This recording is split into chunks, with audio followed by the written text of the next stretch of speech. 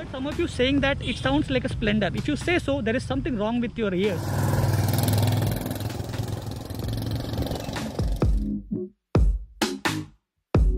If you put it in the center stand, you can actually take rest here.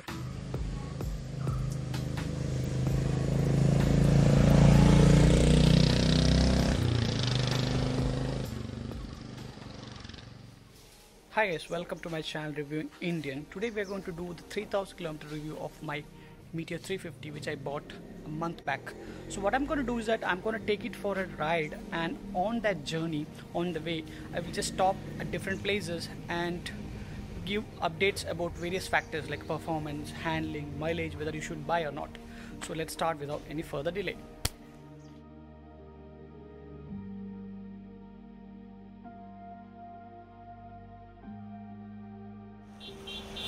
Here we are at the foothill of the Nelliyambadi Hills. You can see that.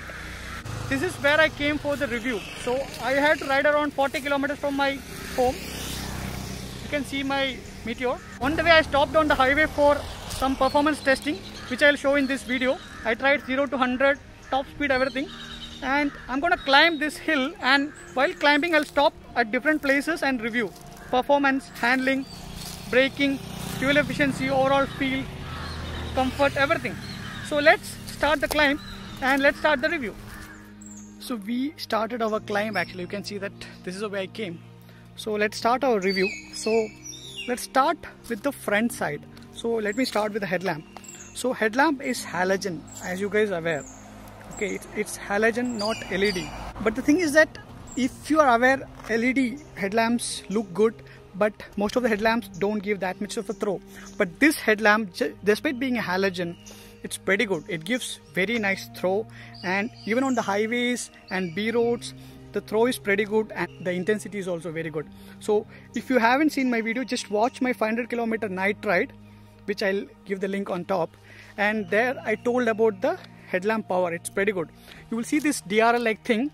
It's not very powerful. I wish it was a bit more bright, but it's okay. So that's about the headlamp. Then coming down, you will see this is plastic mud guard. Then coming down, let's talk about the tires. So these are C8 Zoom tires. I thought, it will be bad, but it's not bad at all.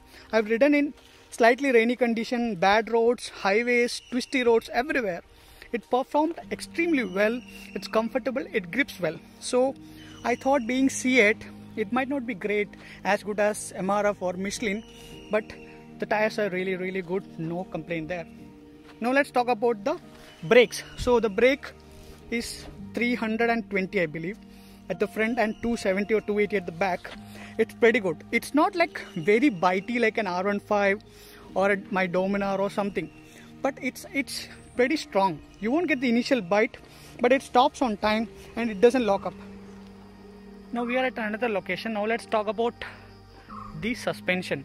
So suspension is 40 mm telescopic disc at the front and 6 or 7 step adjustable dual shock at the back. There is no gas charge. The thing is that this is slightly on a stiffer side. That means if you are in B roads that are a bit bumpy, you will feel it slightly bumpy. But even that bumpiness goes away as soon as there is a pillion. Once the pillion sits, it becomes more comfortable. The best thing about this suspension is that in bad roads and on highways, this is like superb. It soaks up bumps and it handles like a proper cruiser. I can easily say that this is one of the best handling Royal Enfields till now. This handles like a sports bike, whether it comes to curves, straight roads. The straight road stability is superb.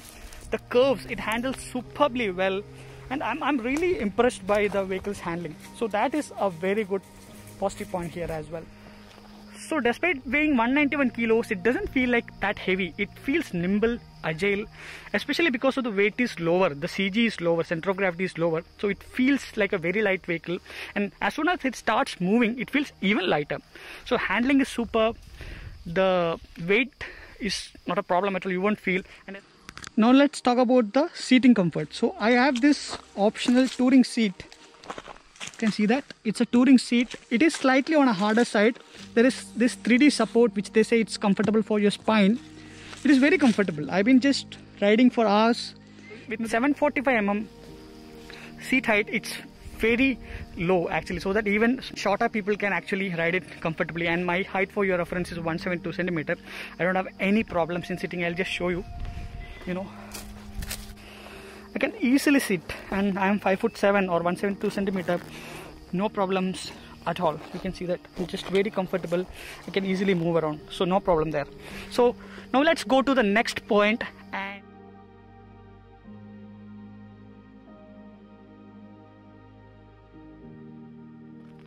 so we are at the next point. Now let's talk about the engine. So this is an all new engine, you guys know that. It's a single overhead cam, fuel injected 349cc single cylinder engine. This is really good because they tried to keep the characteristics of a Royal Enfield, because I thought it will be like lifeless like a Honda where you won't feel anything. No, it's not like very smooth. It has got just enough vibration to make you feel that you are riding a motorcycle, a proper bike. But the vibration is not annoying at all. It will not vibrate your eyeballs out. It's very comfortable. It doesn't vibrate very much because it has got a balancer shaft which kind of cancels the vibration. So it feels mechanical but very comfortable. No vibration that will annoy you. So there is no vibration, I told you, but there is just enough vibration to make you feel that you are driving a mechanical device. That's good. The best part is that despite only developing 20 HP and 27 Nm, it feels very rideable. You know, you can take the vehicle in second gear if you want actually, and in third gear you can go as low as 20.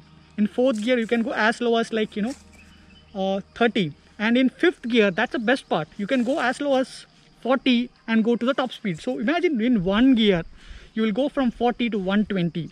And talking about top speed, I'll just show the video where I did 0 to 100 and 120.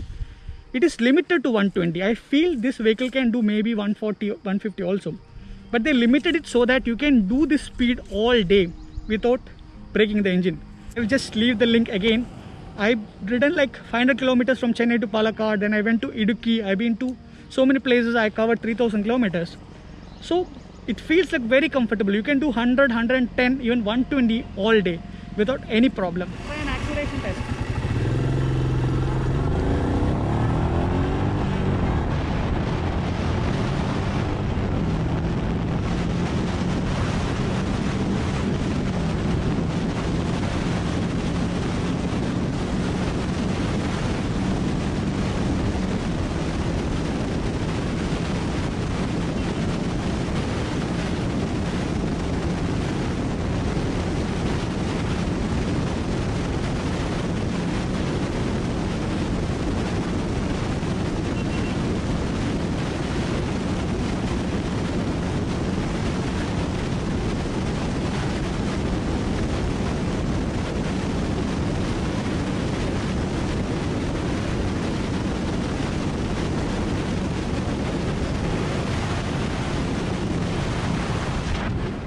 The exhaust note, because I got the optional straight cut exhaust, which is slightly louder than the normal exhaust, but it sounds sweet, beautiful. It's a kind of sounds even at lower speeds as well as higher speeds. It's pretty good.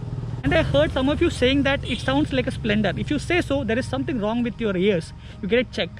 It feels like an Enfield, not like an old Enfield, but still it feels like thumpy, powerful, and you can listen to that exhaust note and ride all day without any problem. That's superb. So that about the engine.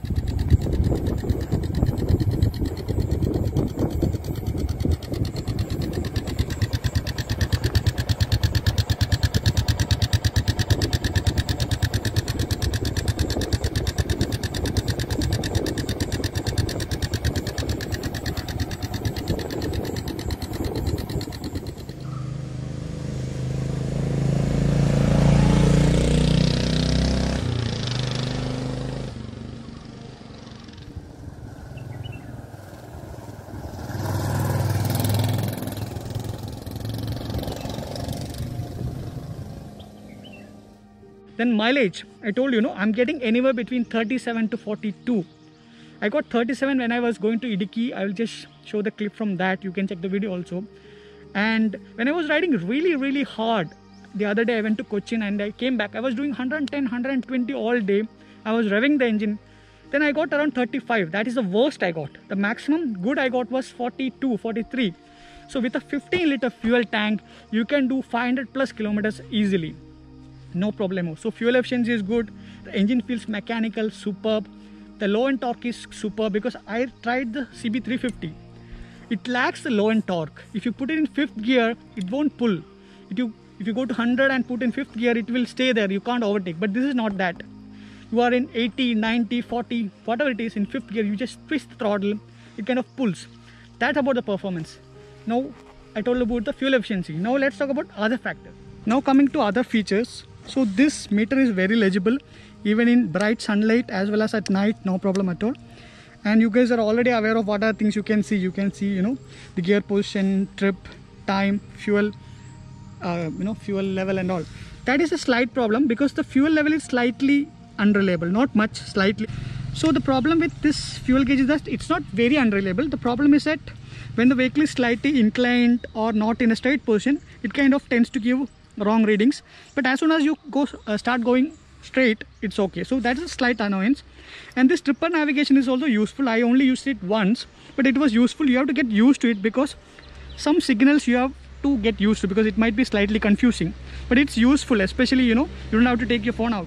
Another question is whether you can see through this mirror. Of course you can see. It doesn't vibrate much. You will have slight vibrations, but it never gets annoying. Only at times this one gets loose or this one gets loose, but that happens because that happened with my Dominar also.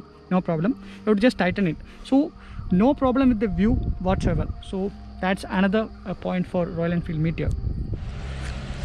So instrument panel is good. Tripper navigation is useful, and it is very useful, especially considering that you don't have to take your phone out again and again. No problem here. Coming to the switch gear, this is also useful, toggling between all these, trip meters. And this is the pass light, which people were saying is slightly confusing. It was confusing for me initially, but I got used to it. This is pass light, and this is like low beam, high beam, no problem. And indicators and switches feels really good, and even after 3000 kilometers, it feels clicky and comfortable. And even this is working perfectly, no problem. And hazard light is very useful, especially when you stop at night for some rest or something, and it's pretty good. And I'm going to talk about another important feature, that is the option to sleep. That's what I'm talking. I'm not saying stupid thing. If you put it in the center stand, you can actually take rest here. You can put your feet here, then you can rest your back here. That is the best part. If you put it in center stand, you can take a power nap actually.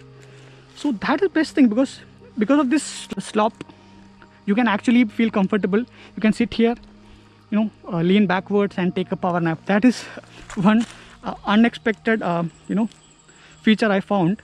And another part is that the side stands, or another part is the center stand. It's very easy to put. I'll just show how easy it is to put. You have to just put it there, just push it like this, then pull it using this thing, and it's very easy, because I never thought that I will be able to put an Enfield in a center stand considering my health or my strength. So that is a good thing, very easy to put the center stand. I'll just show the video. And other than that, the seating position is very comfortable. Feet slightly forward, there is no problem here. Gear changing is not a problem, braking is not a problem. So overall good. And another thing I would like to talk about is the ease of maintenance. So this has been like 3000 kilometers. I don't have any problems. The only thing I have to do is that lube the chain, tighten the chain. So lubing is, you can do that. Even the tightening the chain, you don't have to go to service center, because all you have to do is loosen this nut, then loosen these two screws here. Actually you can see that, and once you do that, you can actually check the slack, and once you reach the proper slack, you can just tighten this screw slightly, then tighten this nut and tighten these two screws completely. That's all. It's very easy to maintain. Even after 3000 kilometers, no issues, no vibration. People were thinking that it will create problems like old Royal Enfields. No oil leak, nothing. It's super reliable. So overall, I'm pretty happy with it. I paid around 2.3 lakh rupees. I have this accessories fitted, this one, this touring foot peg, this straight cut exhaust, and also the emblem here. And I got this as an accessory, but they didn't charge anything extra. And overall, I'm happy with the vehicle. So I've covered 3000 kilometers so far. The only thing I did was the first service, that's all. Then chain tightening and lubing, as I told you. I have tried Royal Enfields like Classic 350, Classic 500, Interceptor, but this is my own first Royal Enfield, and I'm really happy with it. So if you are planning to buy it, go ahead and buy. And if you think like, you know, you should wait for some other model, I would suggest you go wait for the Classic 350, new Classic 350 which is coming, also new Hunter which is coming. So that's the best way if you want to wait. But other than that, you can go ahead and simply purchase it. Let me explain what I feel via a scenario. Imagine getting up on a Saturday or Sunday morning, taking this beauty out on a ride on a country road, you know, putting it in 5th gear or whatever gear, enjoying the beat, munching, you know, miles, just listening to the exhaust note, feeling the handling, feeling that pull, that 27 Nm torque, taking your wife out, you know. All imagine that scenario. That's the best bike this is. You can use it for cruising, you know, for long distances. You can take it for city rides, there's no heating. You can take it, you know, take your wife outside. So overall it's a cruise easy bike. Even you can do a mild or a medium type of off-roading as well, no problem with the ground clearance or anything. So that's this bike is good for. So just go ahead and buy it, don't feel regret. This is really good bike, and this is one of the best bike yet to come from Royal Enfield. Thanks for watching guys. If you like this video, please like, subscribe and comment.